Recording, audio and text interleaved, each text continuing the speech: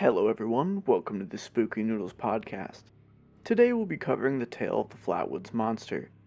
The Flatwoods Monster is a great representation of a cryptid. It balances fun and fear quite well.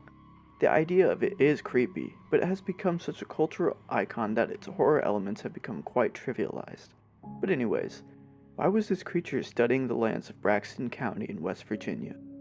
For once when it comes to cryptids, the appearance of the Flatwoods Monster is pretty cut and dry.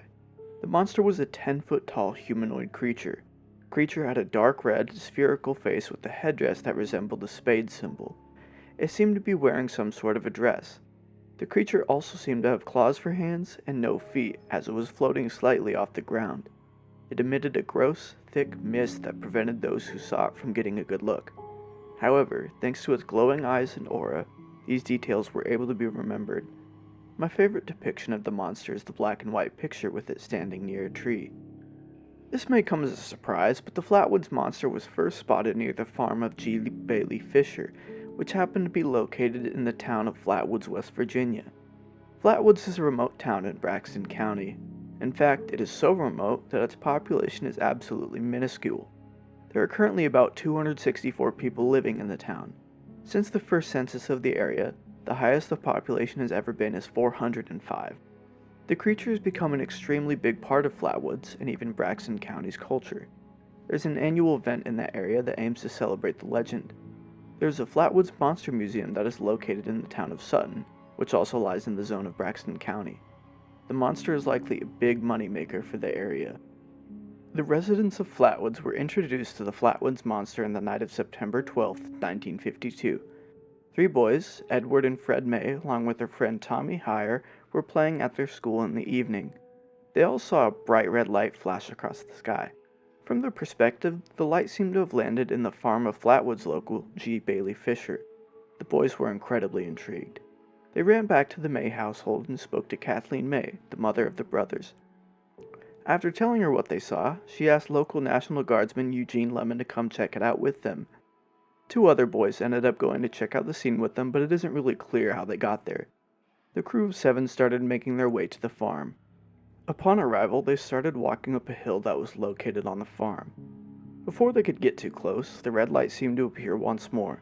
Eugene Lemon shone his flashlight at the light to see what was causing it.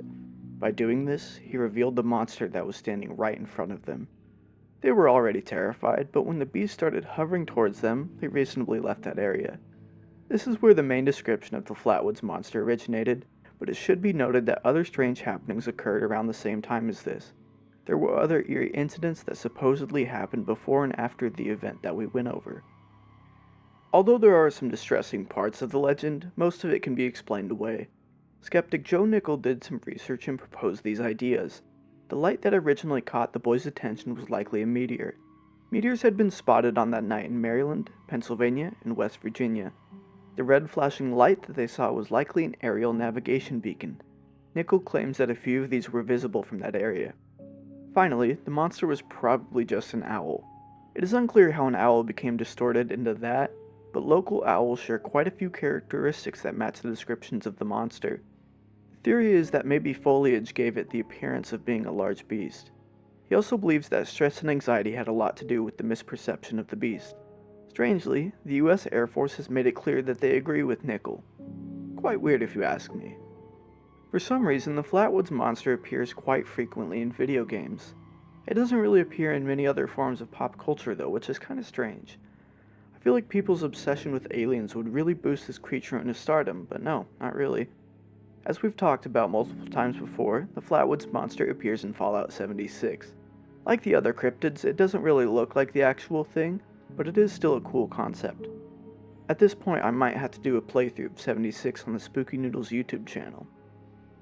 There actually is a game that has an exact copy of the Flatwoods Monster in it. The final boss of the 1988 NES game Amagon is the Flatwoods Monster. I'm not really sure how it fits into the game's plot, but the game is not very well rated, so I wouldn't be surprised if the story isn't airtight. Although it hasn't been, and likely won't be confirmed as inspiration, the aliens that attack Romani Ranch in Ocarina of Time bear a similar appearance to the Flatwoods Monster. I'd really like to think that they are based on the monster. If you enjoyed this analysis, please consider sticking around for more. Next Sunday, we will be recounting one of the scariest existential horror stories I have ever read. Our sources are linked in the show notes. If you've got any suggestions or tips for our future episodes, please contact us at our email spookynoodlespod@gmail.com or at our Twitter @spookynoodles. Your feedback is greatly appreciated. Make sure to keep your taste for horror alive by watching the next episode of Spooky Noodles on Apple, Spotify, Amazon, or YouTube. Thank you for listening.